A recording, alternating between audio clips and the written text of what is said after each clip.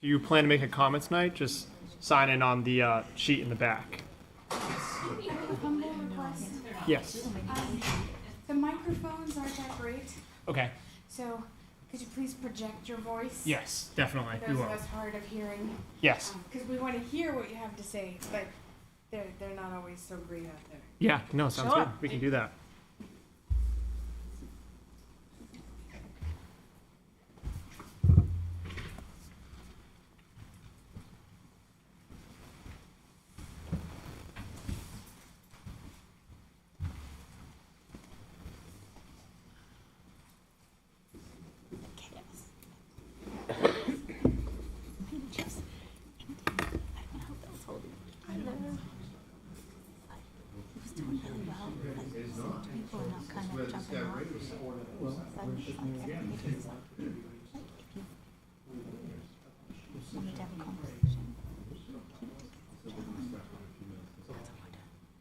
So when you like said, like, I'm like, hey, you know anything about me? I think that's a good idea. Yeah, used to that thing? I was like, I really like it. Yeah. Oh, I this think use is, it a lot. yeah. Yeah. Every Must day. have-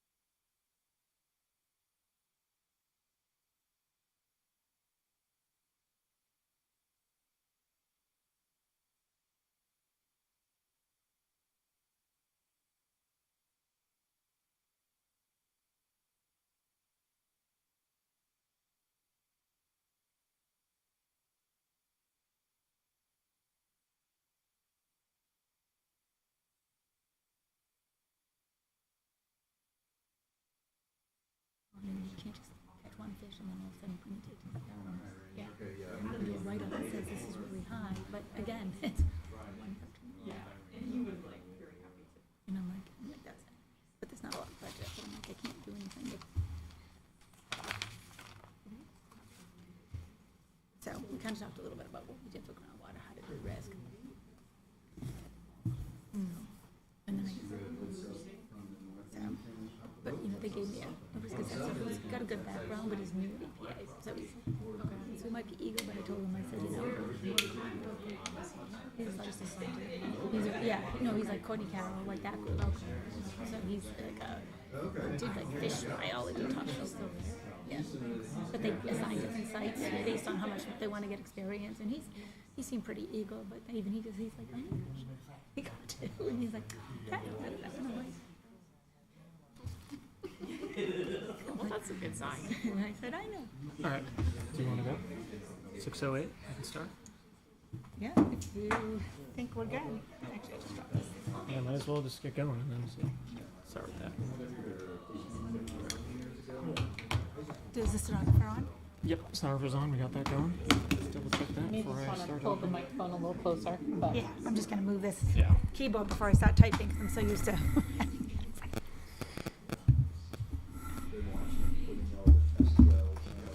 All right, everyone. We're going to begin 6:08. So first of all, thank you for coming.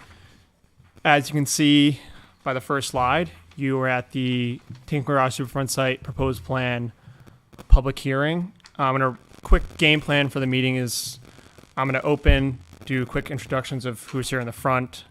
Cheryl is then going to do a shortened presentation of the informational meeting we did on July 10th, just in case anyone wasn't here that wants a refresher before they make a comment. I am going to read the public hearing script, open up the comment period, and then Liz has a list of names on the sign-in sheet. I know some of you said if you signed in but you're not making comments, she's just going to read through them, and those will be the people who will come up first to make comments. And if you didn't sign in after she's done going through the list, I will just ask, does anyone here want to make a comment? And you can step up to the podium. I'll do this again when I go through the script, but reminder, when you make your comment, it's best if you state your name and address, because there is a stenographer that's recording the meeting and will record the comments, so we accurately know who made the comment and what you said. So just make sure you speak into that mic so they can hear you and record that for us. But with that, I'm going to go to the next slide. So this is introductions. My name is Aaron Shaheen. I am the Community Involvement Coordinator from EPA. Next to me is Cheryl Sprague. She is the Remedial Project Manager. And then next to Cheryl is Renee Nalik, who is the State Project Manager for the site. Do you want me to go through this? Do you want to do this? Sure. All right. So I'm Cheryl Sprague. I'm the project manager for EPA for this Superfund site. And I want to thank you all for coming here. We had a great turnout for the public meeting that was held on July 10th.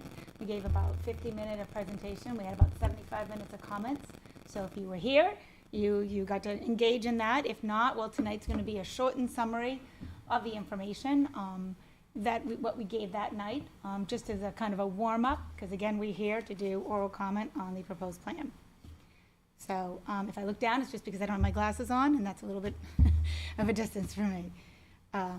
So, just to give you a little summary of, what is in this proposed plan and what this meeting is about. So the proposed plan EPA released presents an interim action at the site, which is a water line extension, and it's there to mitigate exposure to groundwater use as drinking water near the site.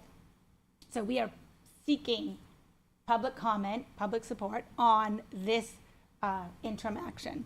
So currently, we have been sampling at the site since about 2018. And I say we, meaning EPA with the PRPs doing primarily the sampling.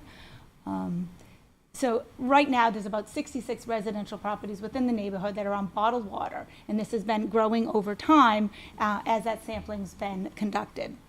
And that bottled water is seen as a temporary measure. It's a protective temporary mitigation measure while we continue the investigations. This proposed plan presents a permanent solution, a water line to replace and provide alternative water to replace the groundwater used as drinking water in the neighborhoods. The documents that support this proposed plan are online. They're at EPA. Some of them are at New Hampshire DES. A few of them are on the town's website, as they have been generous to provide us with a place to put primary documents for you as residents to go to. And again, this is an interim measure. The site investigations are ongoing. They're going to continue. There might be other actions. We're not here to talk about them tonight. Tonight we're here to just say we're going to do this interim measure and would like to propose it to you.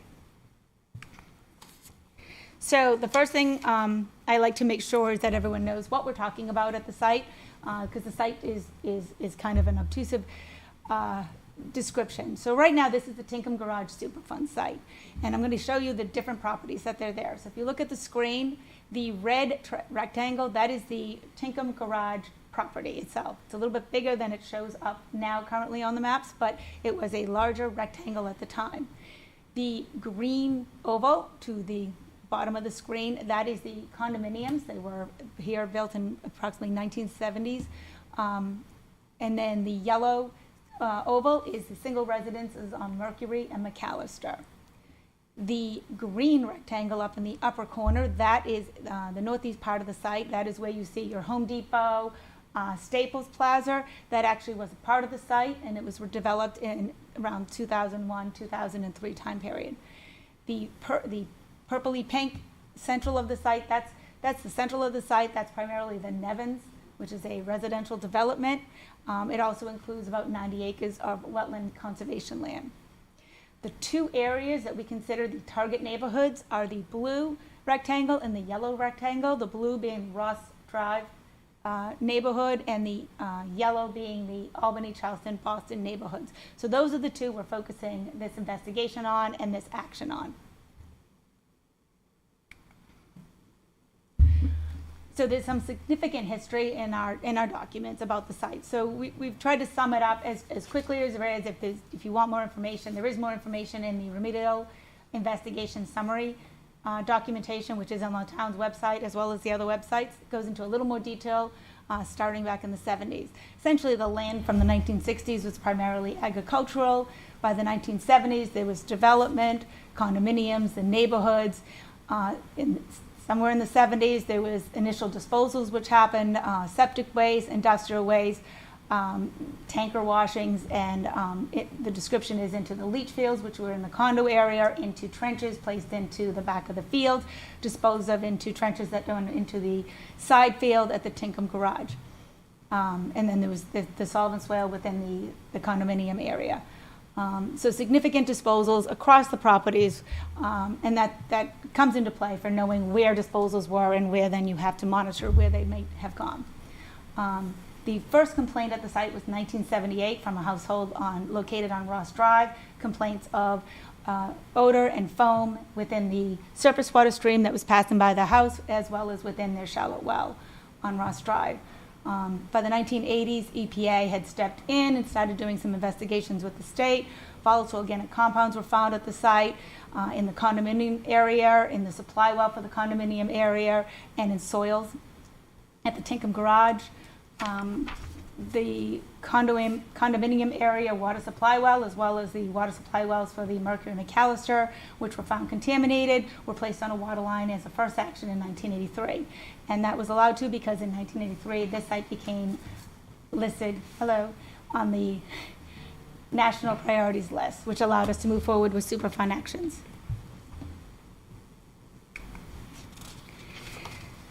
So we've developed this small timeline. It doesn't have all the data. Again, this site's been around since the 1970s. So what we tried to highlight was some of the things that we think stick out on the timeline. The 1970s when there's development and there's disposal. 1983, it gets listed and becomes a Superfund site, and the water line goes in. From 1982 to 1986, additional investigations are there, finding where contamination may be, where it might be going. From 1995 to 2003, the Cannons Engineering Group, the PRPs for the site, performed remedial actions where they cleaned up shallow groundwater and shallow soils at the Tinkham Garage site and pumped from the bedrock groundwater in the condominium area. In 2008, we started investigating a new emerging contaminant called 1,4-dioxane. It's a solvent stabilizer. It's typically associated with several compounds and several solvents that we had already previously seen at the site. So that was the first identification of that compound in groundwater at the site. And in 2009, the first round of sampling was performed at Ross Drive. And at the time, the 1,4-dioxane was found to be non-detect in the neighborhood.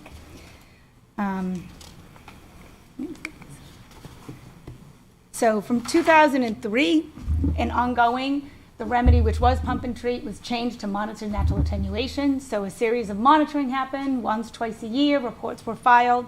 By 2014, science had improved. We understood a little bit better how groundwater contaminants moved through the bedrock. So we required investigations to look at contaminants moving through fracture zones versus an open borehole, which may undermine, the concentrations. Also in 2014, the state of New Hampshire notified us that contaminants were found in water supply wells on Boston and Charleston. In 2016, EPA modified the remedy to include a water line connections for the 5 houses that were found to be contaminated on Boston and Charleston, and we required additional investigations to look across the site for 1,4-dioxane to see where it was across the site, what was the residual contamination, where is the migration pathways, and were there any other receptors impacts. And that's been ongoing since 2018. In 2024, previous to this in 2018, EPA found additional emerging contaminants which we were required to sample, per and polyfluoroalkyl substances. Most people call them PFAS. Some people call them forever chemicals. It's a class of chemicals. There are thousands of them. We typically look for a subset of those, some that have, they were more highly used, they're more likely to be found, toxicological data. People are mostly familiar with PFOA and PFOS. Those are the 2 primary ones that you find in groundwater and at older sites. And in 2024, the federal government listed those as drinking water standards and as hazardous substances, allowing us to move forward addressing those compounds. And in July 2025, we are here.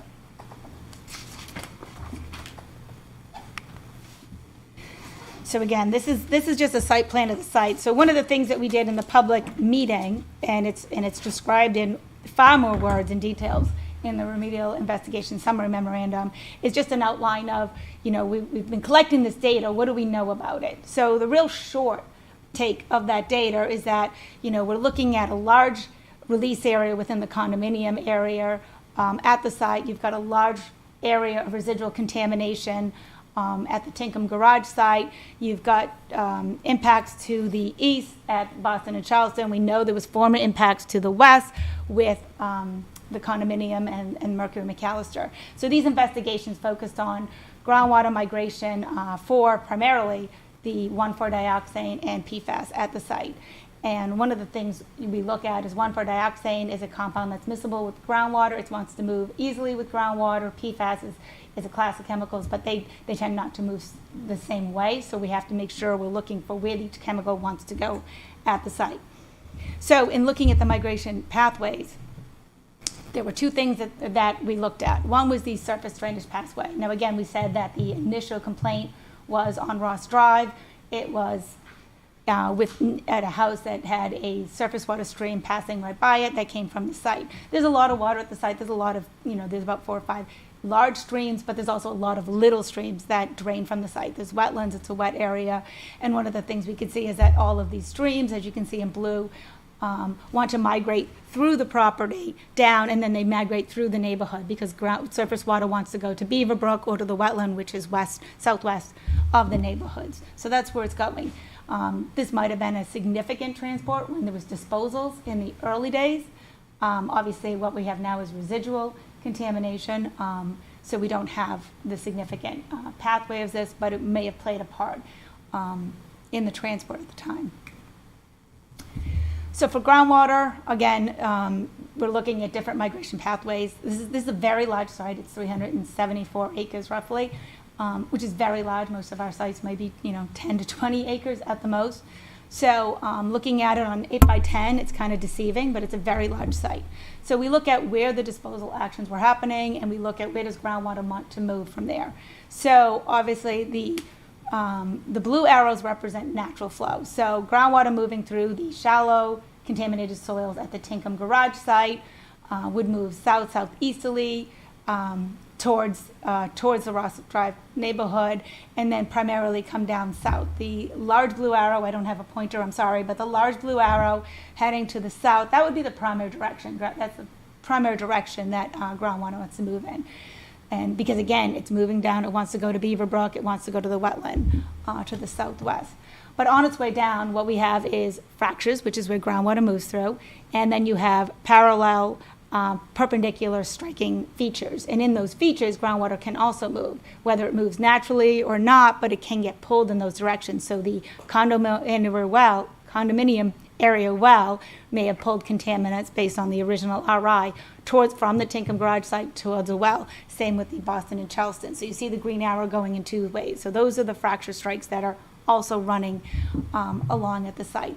Those fractures would run down, and you can see the green one. There's another one in the neighborhood where we believe migration can happen east to west in the neighborhood.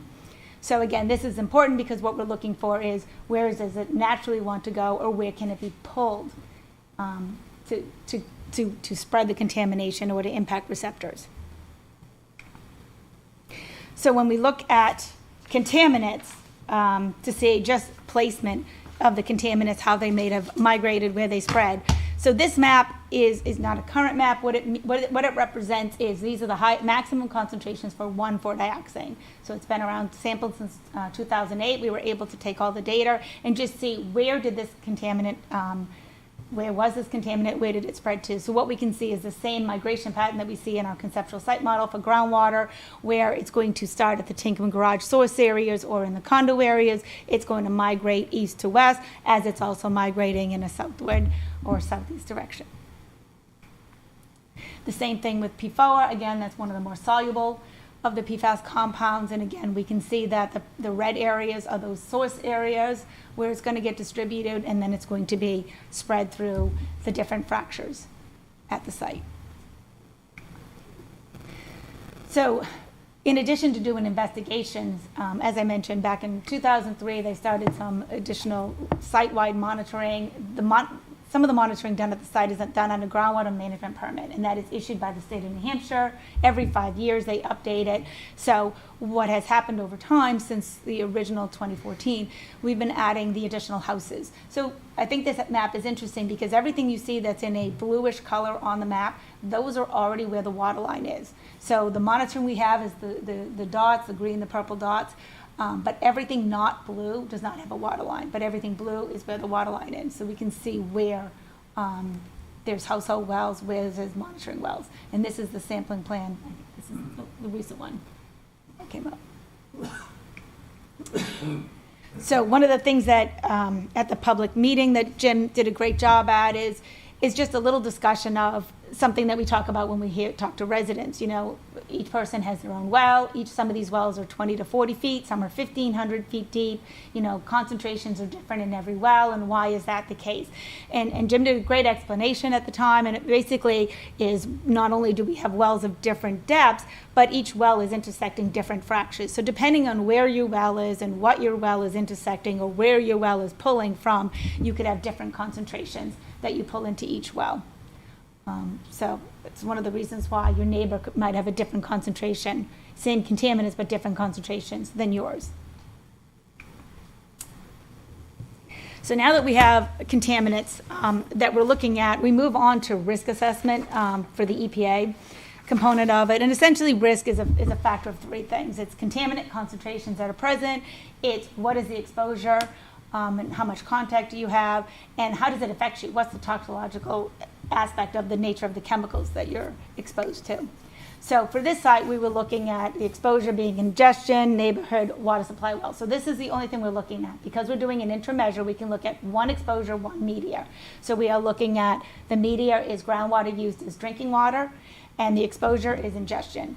And the contaminants that we were considering are those found in the water supply wells in the neighborhoods, which is 1,4-dioxane, and the PFAS, primarily PFOA, which is the predominant one, as well as PFOS. I've listed the other ones that are also found in water supply wells, but they're not as predominant. So when we do a risk assessment, again, we can look at many different exposures. It doesn't mean there's not other exposures. We're just trying to highlight that in our ability to look at risk for this interim measure, we are strictly looking at residential use of groundwater as their tap water for this exposure. The concentrations were in the tap water wells, and then we're looking at toxicity data specific to those chemicals that were in the water supply wells.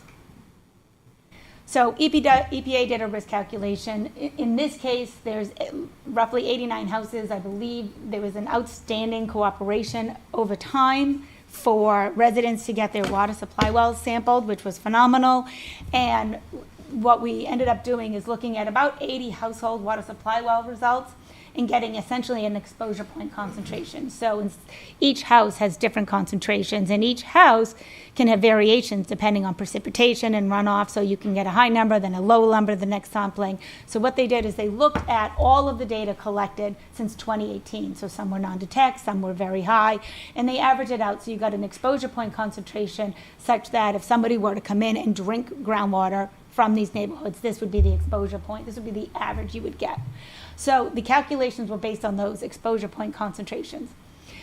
EPA compares its risk assessment. Now everyone has a cancer risk. Usually it's 1 in 2 or 1 in 3 is your everyday cancer risk that we all have. When we look at cancer risk from a Superfund site, we look at the incremental additional risk in addition to what you have. So EPA determines that 1 in a million to 1 in 10,000 additional cancers, and on top of what you already have, is acceptable. Anything beyond that is not acceptable. For non-cancer, now non-cancer could be endocrine, it could be liver toxicity, it's just non-cancer, other endpoints. There's a hazard quotient they develop for that target endpoint, and anything greater than 1 is typically considered a risk. So knowing that, they use the 1,4-dioxane and the PFAS, the toxicity data, and they did it for a lifetime exposure for somebody living in the neighborhoods drinking the groundwater. And the cancer risk came up as a roughly a 5 times 10 to the minus 3, and the non-cancer risk came up at 24.2. So essentially what that means is the risk for cancer and non-cancer exceeded EPA's acceptable risk for both of those assessments. EPA determined, therefore, that ingestion of groundwater as a drinking water source poses an unacceptable health risk, and that unacceptable risk forms the basis for us to move to the next action, which is proposing an action. Sorry, I'm out of the thing here. So the next action that we do once we have a risk is we look at a feasibility study. This one's focused because, again, it's only focused on mitigating risk for ingestion of groundwater. So for this feasibility study, we looked at temporary and permanent actions that would mitigate that risk to the residents. We start off by looking at what are the objectives. What are the objectives for this action? And we came up with 2 objectives. First, we want to, of course, prevent current and potential exposures to these site contaminants in groundwater, which cause a risk at an unacceptable level. But we also would like to reduce or minimize any migration caused by the continuous pumping. We've got 89 houses. Everyone's pumping on the site. We've got a large plume. We would like to reduce the stresses on the plume in order to manage contaminants at the site. So we screen a bunch of alternatives, and then we develop them. Essentially what it comes down to, and this is all in the focus feasibility study, is we came up with 4 alternatives. The first one is called no action, and it is exactly what it says. It is no action. We are required to use it as a basis to compare other actions to. The other 3 actions are, 2 of them are temporary mitigation measures. So the first one is bottled water, which is essentially supplying or continuing to supply bottled water to households monthly for the estimate is up to for 30 years. And the next option would be point of entry treatment systems. So these are treatment systems which many of you are familiar with, maybe. They're put into your basement. Your groundwater comes in. It's treated through a series of filters so that the household use has a reduced concentration or addresses the what's in the water coming in for household use. Both of these are considered temporary actions by the EPA because the assessment is that you're using them until the groundwater gets clean. But we don't know when the groundwater is going to get clean here. So that's one of the issues that we have when we look at these assessments. So the last one, the GW4, which is our preferred alternative is the water line extension. A water line extension is a permanent action. It doesn't rely on restoration of groundwater to be protective, and it doesn't have an end life to it. So once we have these alternatives and we develop them, we have to compare them. So there's 9 comparative criteria we look at. The first 2 are threshold criteria. They have to pass those or they can't be considered. So the first one is protection of human health. It has to be a remedy that actually protects human health, and it has to comply with federal and state regulations. If it doesn't do that, it's not going to be selected. So obviously no action didn't comply, so it would not be selected. The balancing criteria, so we look at how are they effective in the long term? Are they, going to be continued in use? Are people going to get wary of it? How much maintenance is there? We look at reduction of the chemicals through treatment, which only the point of entry treatment systems do any treatment. The rest don't do treatment, but the water line does reduce stresses on the aquifer. The short-term effectiveness, what are the impacts from implementation of it? And then implementability, all of these technologies have been done. We've already supplied bottled water. Water lines and poets are pretty prevalent and easy services to obtain. And then we look at cost. It's a net present value and it's cost effectiveness. So essentially no action is no action. It's $0. The bottled water supplied monthly for about 30 years is $2.8 million. The point of entry treatment system for 30 years was $8 million. Again, that is because once you put the system in, you have to come back and constantly do operation and maintenance. You've got to replace the filters. You've got to do sampling to ensure that you're getting the treatment you needed. And then the water line extension was $6.8 million. Now, the estimates were all the same. We tried to be consistent. There's 89 houses within these target neighborhoods, so these all are based on Poets bottled water or connections for 89 houses to have similar cost comparisons. The water line feature cost includes cost for extending the water line, providing a curb stop to the house, and then providing individual connections from the house itself to the curb stop for the person to have the water. It does not include the payment of the water. So EPA policy is that we do not pay for water. We can pay for or we can provide for equipment to get to the house, but once it's there and you use the water, you'll have your own account with Penachuk, which is the local source, to pay for the water that you use.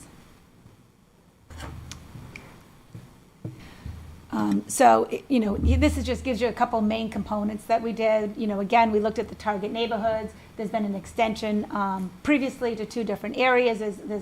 Some of the extension was existing already in Boston and Charleston. The extension would continue through these neighborhoods. Once these wells were connected, it would include the disconnection of the water supply well, because again, part of our objective is to reduce the stresses. So it would disconnect the current water supply well unless there was a determination that perhaps the well would be very useful as a long-term monitoring point, and then you might get a request to give permission to convert it to a monitoring well. And that would be with the residents' permission. And then because there's ongoing long-term monitoring, it's part of the remedy. It doesn't add cost to this particular one. It's already ongoing. There's 5-year reviews that EPA performs every 5 years. And while the design and the construction would happen, those houses that are currently receiving bottled water would continue until they were connected. So just a few more details on the water line. It's a roughly 8,300 linear feet. There are parts of it where the bedrock is fairly shallow along Ross Drive, so some of that bedrock might need to be gouged out to get the water line in. They estimate that to be about 2,500 linear feet. Once it's connected, there'd be an immediate long-term mitigation to human health risks. So each household, so while Penachuk would be doing the water line and connecting to the curb stops, there needs to be individual houses. So this is something that somebody would be contacting you, arranging for a meeting, coming up a plan for each house. Everyone has a different driveway location or connection, so you have to have your own individual plan for how that's going to connect you to the house. And again, consistent with our policy, the residents will be paying for the water once connected. And that's, again, Renee did call Penachuk and tried to get an estimate for the water bills. And what we got was that it would be roughly about $60 a month. That average was about an average cost over 5 years, accounting for the fact maybe you use less water in the winter, more water in the summer. And again, some houses, if you're like mine and you have kids that want to do laundry 7 times a day, you might use a lot more water. So it's an individual use. So in this figure, we have the blue areas is where the water line already exists. So there's a water line already into the condominium area, Mercury and McAllister, along Route 2, down Gilcrest, and up parts of Charleston. Not on here is that there's a water line through the Nevins. Those were required to be on the water line when they were built. So everything in pink is the extension of the water line, and that in red is where they think there might be some bedrock removal that has to happen for the installation. And again, we picked this as our preferred alternative primarily because it's a permanent solution. It's the highest level of protection. It utilizes the existing water line, which is a preference by the state of New Hampshire. It meets all of the requirements, federal and state. It's going to reduce the stresses on the aquifer. We're seeing this contaminants. We're seeing the spread of the contaminants even within the neighborhood because everyone's pulling in different directions. It's easy to implement, and we think it's cost effective for the long-term exposure protection. All right, I can take over from here. Okay, so I'll just go over this real quick. So we're here. This is basically meant to be another avenue for people to comment, oral comments. And in a minute, I'll open up the hearing. When you give your comments, we're not allowed to respond during the formal hearing. So whether your comment's good or bad, we're just going to say thank you. And then when we close the hearing, if you want to talk to us after the meeting, we're happy to talk. Yeah, just adding, so this slide was here at the meeting because what it explained was that there was a comment period July 11th to August 12th. We did get a request to extend the comment period, so the new comment period end is August 26th. So if you didn't make note of that, I'm going to point that out. That's why I made it large. And while we're here today to do oral comments, we did at the meeting walk through about regulations.gov, which is the online source. It's new. EPA is doing that now. So when you go in, you can look at the proposed plan and you can enter your comment online. That is the preferred way. You could email me. You could mail a letter to me. And then this is the oral part. This is the final part. Yeah. If you have questions about how to submit online, or you can ask me about that after, and I'll happy to walk you through it. But now I am going to read this script to open up the hearing. All right. Good evening. My name is Aaron Shaheen. I am the Community Involvement Coordinator and work in EPA's New England Regional Office. I'll be the hearing officer for tonight's hearing on the proposed plan for an alternative water supply at the Tinkham Garage Superfund site in Londonderry, New Hampshire. A public information meeting was held with the residents of Londonderry and the wider community on July 10th, 2025. The purpose of the informational meeting was to present the proposed alternative water interim remedy and respond to questions about the site. The public comment period subsequently began on July 11th, 2025, and as a reminder has been extended and will now close on August 26th, 2025. Comments on the proposed plan can be submitted online via regulations.gov by email or by mail. The instructions are included in the proposed plan and were discussed at the informational meeting. The purpose of tonight's hearing is to formally accept any oral comments on the proposed plan. Public comment was opened on July 11, 2025. Tonight, EPA has a stenographer listening in online to record your oral comments on the plan. EPA cannot respond to comments during the formal hearing. For the record, EPA's preferred alternative includes two major components. Extension of the existing municipal water line into target neighborhoods where groundwater is used as a drinking water source, and the connection of homes impacted or potentially impacted by site-related contaminants of concern that were not previously connected to the existing water line. These target neighborhoods include the Ross and Tocquenot Drive and Boston, Charleston, and Albany Avenue neighborhoods where contaminants have been noted in water supply wells and where groundwater used as drinking water has been deemed to pose an unacceptable risk. And disconnection of private water supply wells from the contaminated groundwater to reduce stresses on the bedrock aquifer. At the site, both long-term monitoring of groundwater and periodic reviews at a minimum of every 5 years will continue to assess the effectiveness and protectiveness of the remedy. Additional remedial investigations at the site will continue while this interim action is implemented. The proposed interim remedy is estimated to cost approximately $6.8 million. Residents would be required to pay for their water supply after connection through Penachuk, which is the local municipal water source. This action is estimated to take approximately 2 to 3 years to design and complete. Copies of the proposed plan are available at the back of the room, online at EPA's Tinkham Garage website and the Town of Londonderry's website. Those of you wishing to comment should have indicated your desire to do so by signing up on the sign-in sheet. When called on, if you are willing, please state your name and address or your affiliation. If there are any others who would like to enter a comment but did not sign up, we will take your comments after folks in the sign-up sheet have offered their comments. After all of the comments have been heard, I will close the formal hearing. If you wish to submit written comments, you can hand them to me tonight, or you can mail or email them to Cheryl Sprague at the addresses in the plan by the end of the day on August 26, 2025. At the conclusion of the hearing, please see any of the EPA representatives if you have any questions on how to submit comments. All oral comments that we received tonight and the written comments that we received during the comment period will be addressed in a written responsiveness summary, become part of the administrative record for the site, and will be included with the site's interim remedy decision. Thank you for coming this evening, as public input is an important factor in EPA's decision-making process. We will now begin the formal hearing. Liz, would you please read down the list of people on the sign-up sheet? The first name on the list is Ray. Ray, would you like to provide comment?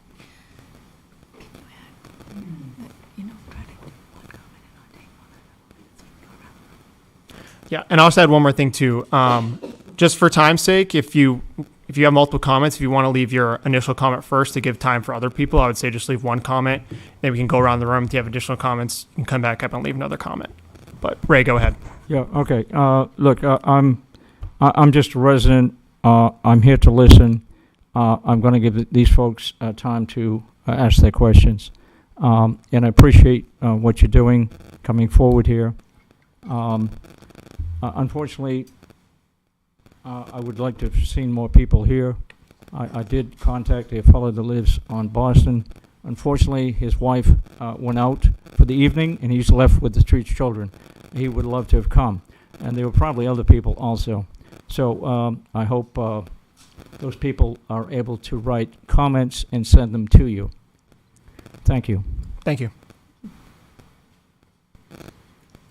The next name on the list is Elizabeth. Elizabeth, would you like to make a comment? The next name is James. James, would you like to provide comment? Nope. The next name is Ian. Ian, would you like to make a comment?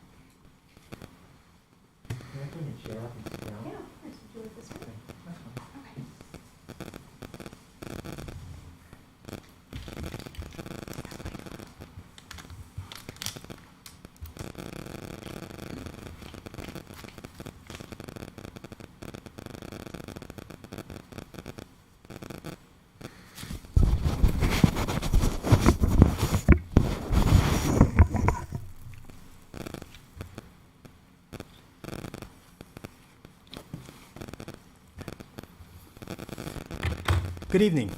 My name is Ian Phillips, and I am a principal at Haley and Aldrich.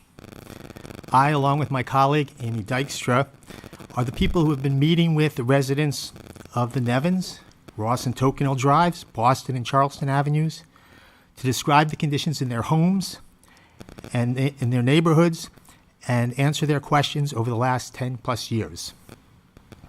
I'm here tonight to provide comments and clarifications on behalf of the Cannons Sites Group. A complete set of detailed comments regarding the EPA documents referred to in the proposed cleanup plan will be provided in writing before the comment period closes. Our comments this evening will briefly address a number of pertinent issues. Clarifications to the history of the Tinkham's Garage site, comments on the proposed waterline remedy itself, the group's position regarding the source of PFAS in the neighborhoods proximate to the Tinkham Garage site, EPA's assertions regarding the so-called pumping-induced migration, and the need for further investigations following the implementation of the waterline. The Cannon Sites Group is a group of companies who have been have paid tens of millions of dollars to investigate and clean up the Tinkham Garage site, as well as 3 other Superfund sites in New Hampshire and Massachusetts. For the record, these companies did not dispose of any waste at the Tinkham Garage site, nor did they direct anyone else to do so. In fact, most of these companies sent their waste for treatment to a treatment at a company called Cannon Engineering Corporation, at the suggestion of what is now the Massachusetts Department of Environmental Protection. Cannon Engineering Corporation arranged for the pickup and transportation of their waste to their facilities in Plymouth and Bridgewater, Massachusetts. Cannon's Engineering Corporation provided the companies with certificates of thermal destruction of their material, notwithstanding the fact that, unbeknownst to the companies, Cannon was instead arranging for transshipments of their waste to other sites instead of incinerating it. One of the people that Cannon's Engineering Corporation contracted with was John Tinkham, who owned a single tank truck, not a fleet of trucks as stated by EPA's documents referenced in the proposed plan. According to the records, in general, Mr. Tinkham would pick up the waste and drive them to Plymouth and Bridgewater. On his property, Mr. Tinkham would wash out his tank truck and unfortunately discharge these washings and any residuals to the ground behind his garage. The companies were completely in the dark about Mr. Tinkham's actions, and it is these activities that occurred almost 50 years ago that created the Tinkham Garage site. Regarding the remedy, the Cannon Sites Group supports installation of the water line to the residents of Ross and Tokenell Drives, impacted by exceedances of site-related constituents. It is the appropriate remedy to prevent exposures of contaminants migrating from the Tinkham Garage site.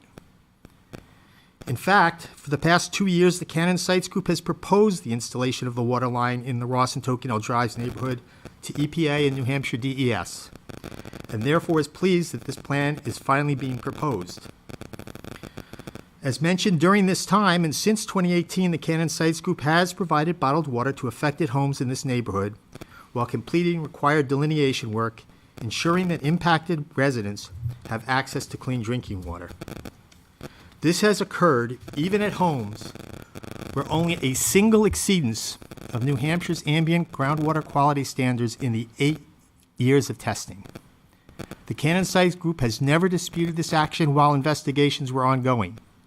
In our discussions with homeowners, we committed to continuing to provide bottled water while investigations proceeded to identify which, if any, contaminants in the drinking water were attributable to the Tinkham Garage site. And we continue to meet this commitment today. Since at least 2019, PFAS have been recognized as a drinking water issue regionally in New Hampshire and throughout the town of Londonderry. In fact, Londonderry performed its own study townwide contamination by testing private water supply wells through the town for PFAS and other contaminants. Their findings were reported by the town and were the subject of a townwide meeting led by the New Hampshire Department of Environmental Services. In January of 2022, after several years of study, the Cannon Sites Group presented evidence demonstrating that PFAS concentrations measured in the water from homes on Ross and Tokenell Drives were not coming from the Tinkham Garage site. This conclusion was supported by the results from the installation of 24 new monitoring wells, testing of groundwater samples, 89 surface water samples, and over 600 drinking water samples, all obtained at a cost in excess of $1.8 million. The Cannon Sites Group provided 6 lines of evidence supporting this conclusion and stated that further discussions were required regarding the presence of PFAS in groundwater beneath Ross Drive, Tokenell Drive, Gale Road, and Gilchrist Road. 6 months later, EPA responded saying they disagreed with this position. However, EPA provided minimal justification. The Cannon Sites Group responded to EPA that a series of technical meetings should occur rather than a back and forth in writing. To date, EPA has never taken the group up on its suggestion, and there has not been a single meeting on PFAS in response to the group's request. Since January 2022, the results of the additional investigations and testing of hundreds of samples have generated no data that contradict the conclusion that PFAS in the drinking water on Ross and Tokenel is not attributable to the Tinkham Garage site. Moreover, the following additional data generated by others further support this conclusion. First, Dr. Jennifer Harfman of the New Hampshire DES Drinking Water and Groundwater Bureau presented her findings regarding septic systems as a source of PFAS in 2024. She presented a case study of wastewater from a 24-unit residential community septic systems. And for relevance, there are approximately 70 homes on Ross and Tokenel drives that are believed to have individual septic systems. In that presentation, Dr. Harfman stated that PFOA concentrations averaged 92 parts per trillion in the domestic wastewater entering the septic systems. This is at least 7 times higher than the concentration of PFOA presented in the risk evaluation referenced in EPA's proposed plan. Second, Penrose et al., including authors from EPA, published the results of PFAS testing in septage in 2025 and concluded, quote, "The findings of this study underscore the critical role of residential wastewater systems, both decentralized septic systems and transitional pump stations, in contributing to PFAS contamination in the environment. Septic systems act as significant reservoirs for both terminal PFAS and their precursors," end quote. The study found an average PFOA concentration of 162 parts per trillion in the septic tanks and an average PFOA concentration of 12.6 parts per trillion in the sewer pump stations, both of which exceed the collective 5-year, 2020 to present, average concentration of PFOA in water on Ross Drive, 4.9 parts per trillion, and Tokenel Drive, 7.7 parts per trillion, as well as Albany Avenue. In 2019, the town of Londonderry, the third item that in 2019, as I mentioned previously, the town of Londonderry completed a study of PFAS and other contaminants in 32 private drinking water wells town-wide. The average concentration of PFOA in drinking water, excluding drinking water wells considered proximate to St. Gobain, was 8 parts per trillion, which exceeds the collective 5-year average concentration of PFOA in drinking water on Ross and Tokenel drives mentioned previously. I'm just going to interrupt for 1 second, just in case other people have comments. If you mind just wrapping up a little bit more quickly, that'd be great. Thank you. It is unfortunate for Londonderry and its residents that PFAS impacts are prevalent throughout the town. This is an important issue for the town and the regulators to address. However, the PFAS impacts to Ross and Tokenel, as well as Albany, Boston, and Charleston, are not distinguishable from the rest of Londonderry. In fact, the PFAS concentrations are lower on these roads than the town-wide averages. The lines of evidence presented in 2022, the 2+ years of further investigation, and the studies cited are overwhelmingly support the conclusion that PFOA concentrations in the Ross and Tokenel drinking water wells are not attributable to the Tinkham Garage site. While EPA may take exception to some of these multiple lines of evidence, the overall weight of evidence is, or at least should be, undeniable. Regarding pumping-induced flow, in its 2019 conceptual site model, the Cannon Sites Group discussed pumping-induced flow of groundwater. That is to say, flow which occurs in a direction different from the natural flow direction as a result of pumping groundwater. The group focused largely on the results of the EPA groundwater pumping tests performed by EPA in the 1980s at a former water supply well called LGSW. When EPA pumped groundwater from LGSW, a nearly instantaneous lowering by tens of feet of groundwater was measured in a monitoring well proximate to Tinkham Garage. LGSW is located approximately 1,500 linear feet from that well, FW11D. This pumping-induced flow to LGSW resulted in groundwater being induced, pulled, or drawn from the Tinkham Garage source area towards the former water supply well called LGSW.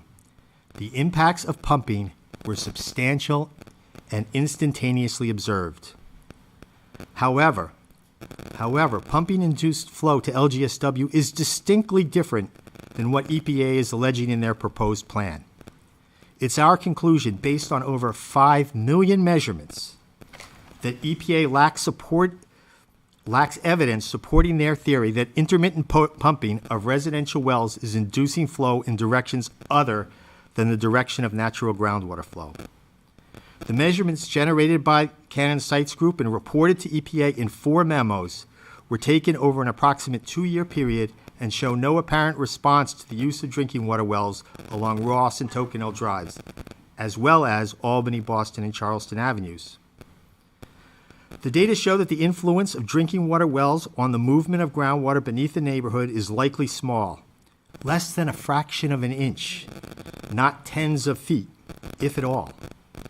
Furthermore, the concept of pumping-induced flow is not supported by the testing results as discussed in the PFAS lines of evidence, as well as documents provided to EPA in 2015 and 2019 regarding conditions on Boston and Charleston Avenues, and in 2024 regarding conditions in the vicinity of Albany Avenue.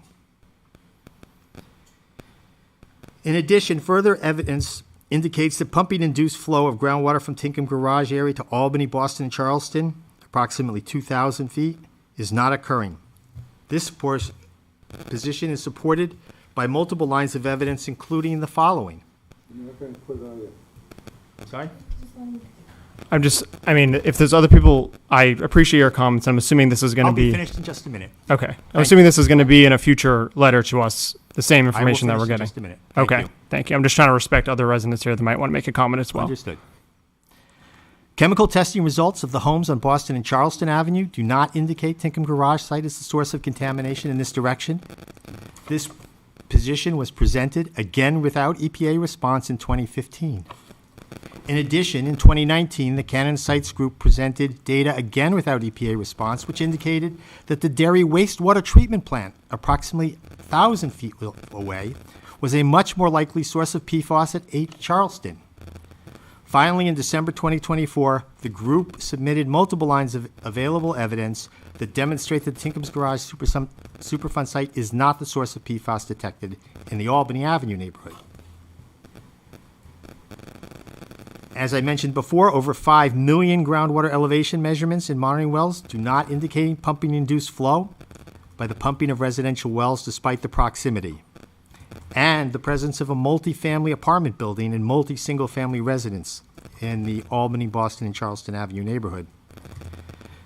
And finally, during the EPA pumping test in the 1980s, no drawdown was observed in bedrock FW26D located between Albany, Boston, and Charleston Avenue and the Tinkham Garage source area, thus indicating the observed hydraulic connection between LGSW and Tinkham Garage does not extend to the northeast beyond Gilcrest. Finally, the Cannons Sites Group hopes that the installation of the water line will facilitate expeditious completion of any remaining investigation activities to allow impacted residents to enjoy permanent access to clean drinking water and minimal disruptions moving forward. EPA's unsupported desire for further assessment on a fracture-by-fracture basis will not change or improve the remedy and will only serve to further disrupt residents' enjoyment of their properties.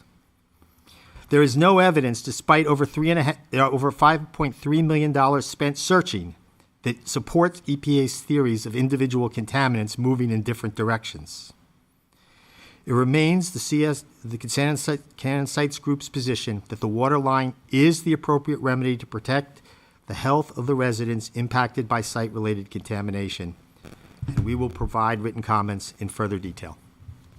Thank you. Thank you. The stenographers, they're able to stay past 7. So if there's other people that have, Liz, is there a couple people on the list still? Yeah. The next name on the list is Amy. Amy, would you like to provide comment? No. The following name is Doug. Doug, would you like to provide comment? Sure, I'll be quick. Doug Dominy at 29 Tokenhill. I actually have a question. Have you received comments from online from the URL in the slide? Can you confirm that you have received Yes, ma'am. comments? Yes. Okay, thank you. That's where I left my comment. The next name is Tanya. Tanya, would you like to provide comment?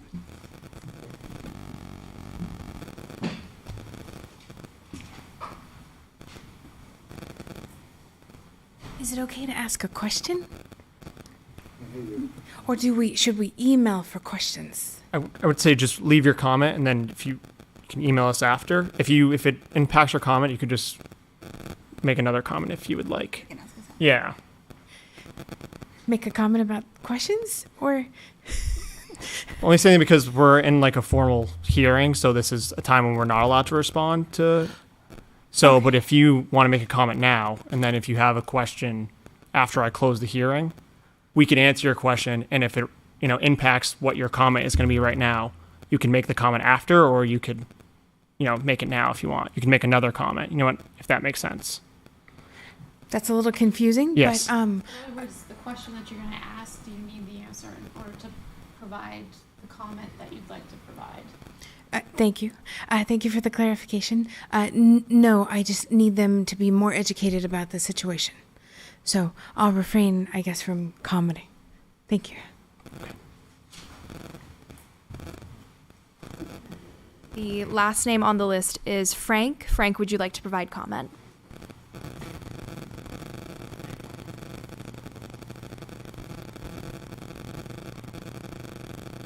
First, I'm sorry Cannon can't keep track of the people and what they're doing. Thanks for taking the time.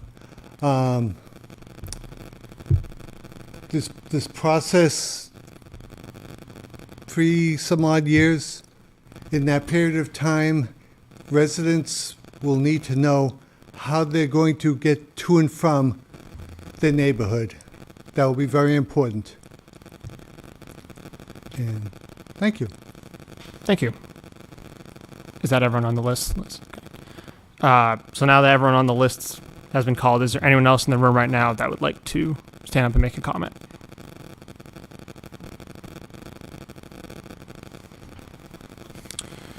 Okay.